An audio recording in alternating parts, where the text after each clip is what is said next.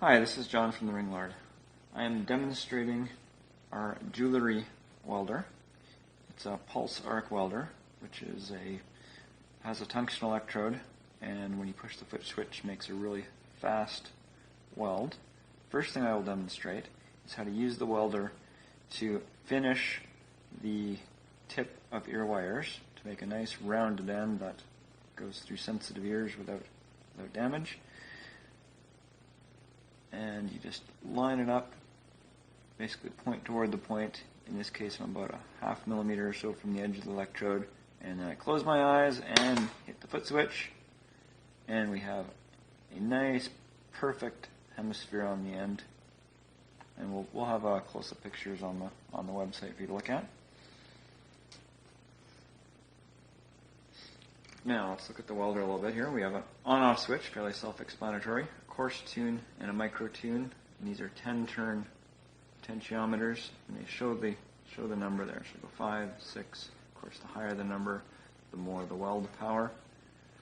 And as a general rule, I'm just starting at 5.5, trying a weld, and then just adjusting as I see fit for that particular wire size. So I think I'm doing a 20 gauge stainless steel, and I'm thinking a 5.5 is going to be just about right. Of course, good closures are absolutely essential. You get a bad closure and you'll just get two balled up ends rather than a weld. Typically I'm resting either the ring or the plier against this ceramic electrode, never touching the electrode with the wire or with the ring that you're welding. That will just cause the ring to stick to the electrode. And welding, and a good weld. In this case, it's penetrating from one side to the other, so the weld penetration is about 75% of the way through the wire. I could turn it up and go for 100%. In this case, it's so much stronger. Even if you only get like 10% weld penetration, it's still so much stronger than a buttered ring that it's quite often not, like unless you're making something that absolutely needs to be as strong as possible, any weld is 10 times stronger than no weld at all.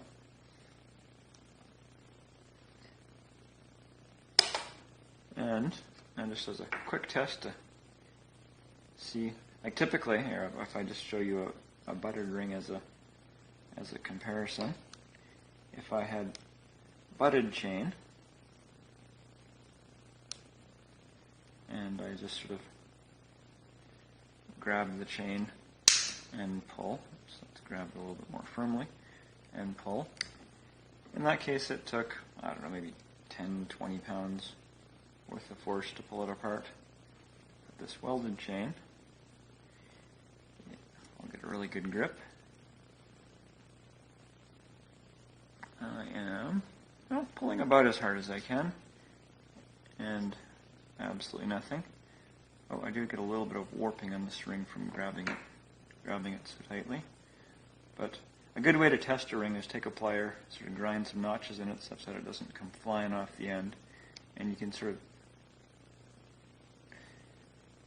push on your plier, and what you'll find on a good weld is, here you can see we warped the ring and the weld didn't break, and that's generally what you're looking for, is proof that you did a good weld.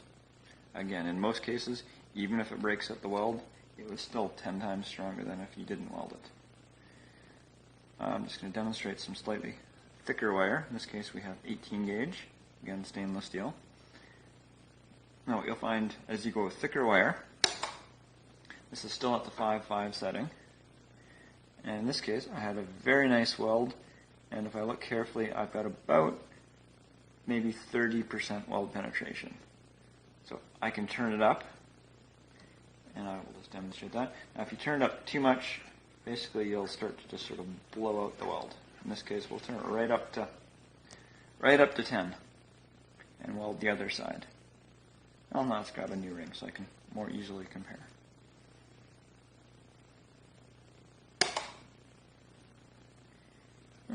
Surprisingly little difference. What I quite often have found on these welders is, despite one being called coarse coarse tune and one being called micro tune, they really sort of are more or less equal. And I find that just think of it as adding the two numbers seems to be more accurate than one having more effect than the other. So this is at full power. Definitely more of an intense weld in that time. I would say that on an 18 gauge ring at full power, we're getting about 50% weld penetration. So that means that if I take this ring and weld it once on one side, flip it around, weld it again on the other side, we now have pretty much fully welded ring, which should be incredibly strong. When you start going above 18 gauge to get the strength, it will take more and more welds. For example, with this 16 gauge, I weld it once. In this case, I'm trying to weld at the top.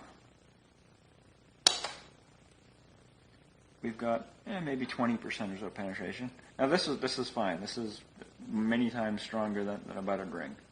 You could easily stop here. You want to keep going. Basically, you can weld it on the inside just by putting your ring like this. You can twist and you can weld it on this side. And just a spot here. So basically, you can go all the way around doing as many welds as it takes, and then you will get as strong of a ring as you will ever need. About the maximum that you can do with this welder is about in one weld is about 20 gauge. On the other hand, on the low end, you can go down to 30 or 40 gauge wire. I'll just do a real quick demonstration on 24 gauge. We can turn her down.